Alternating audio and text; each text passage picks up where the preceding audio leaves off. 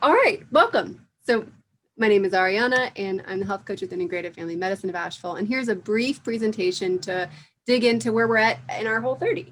So if you've stayed with the program and the timeline that we've been on, then you are over halfway to the end. Today is day 18.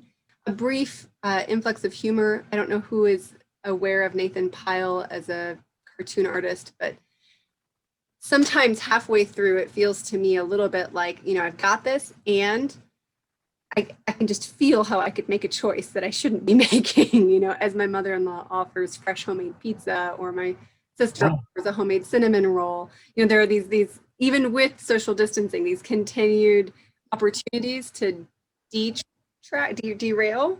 And so here's a joke. Greetings being, how are you? Could be inferior. And how are you? I can imagine my situation deteriorating, but I'm trying not to dwell on that. It requires mental discipline. Hope you can properly balance hypothetical futures. You too, my friend. Silly joke. All right, so common challenges at this time of the Whole30. And as you can see on this lovely graphic that comes from the Whole30 itself, the week we are in right now, right, this third week, is the Tiger Blood week, when many people are starting to feel great, but not everyone, right?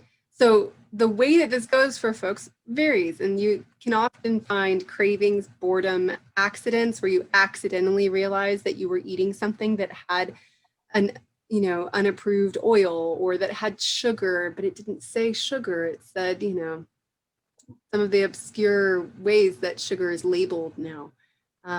Or you're just frustrated because you feel like you're working hard and yet you're not feeling any positive change.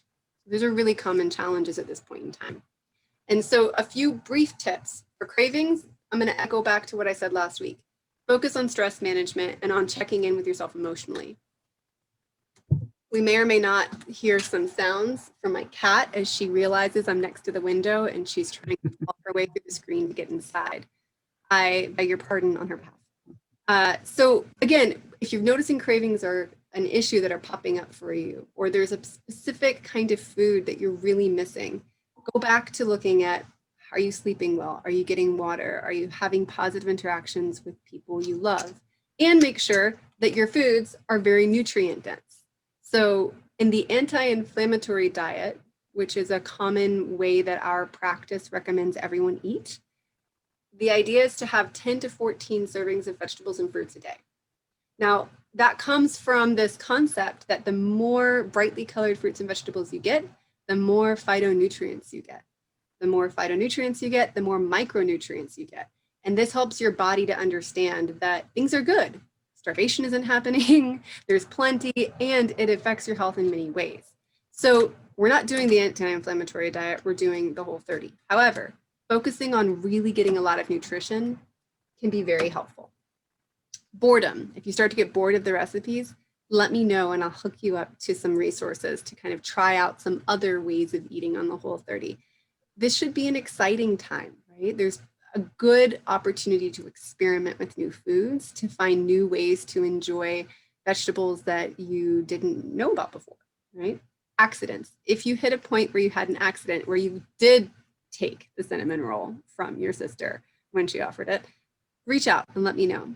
I've been there, and I'm happy to support you in getting back on board and having a plan for how you want to move forward, whether that's just keep going and then decide on day 30 if you want to add on days, or whether you want to start over and do day 1 again tomorrow, which I have done before, and it's hard, but you can do it, and I'm happy to support you. If you are not feeling the tiger blood, remember everybody's body is different.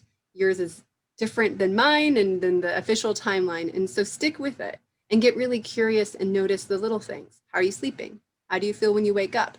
Earlier this week, I sent out a message asking or encouraging folks to ask a loved one who's close to them, have they noticed any changes in your personality or your behavior or how you act during this process? And it's a really interesting thing to do. I didn't realize personally how more even keeled I am mood-wise until I asked my husband that question during my second Whole30. My first and second Whole30s were really just a Whole60 because I messed up on my first Whole30, and so I did it again. And I was really surprised to have him reflect back to me, yeah, you're a lot less cranky in the afternoon and you're a lot more patient. And that's, oh, Okay. And I've seen that in myself as well. So moving on, and I'm going to try and move my face out of the way here. Get this down too. So habit research shows the average number of days to make a new habit stick is 66. But the harder and more complicated the change, the longer it will take you to really solidify the new behavior. I include this because remember, changing how you eat, that is changing habit, right? We are habituated to the ways we normally eat, and we can get really attached to those habits. So part of why this process can feel hard is because you're still in like the first part of changing a habit. You know, if day 66 might be around when things start to feel easier, we're on day 18. And so have some context for that, have some patience and compassion for yourself. And now I really want to just check in terms of getting us to start thinking about the reintroduction. For the first Whole30s I didn't do any reintroduction because I didn't plan ahead for it. And on day 31, I was way too excited about the cookies I was going to be baking. And I just literally forgot. And I was like, I don't even really need to do the reintroduction. It's fine. And then I realized actually, you know, the metaphor I have for this is that the Whole30 is like planting the seed, and the reintroduction is where you get to pick the flower, where the work that you've been doing, you really get to feel that benefit if you can do the reintroduction, because that's when you can figure out if you feel better during the Whole30, why, right?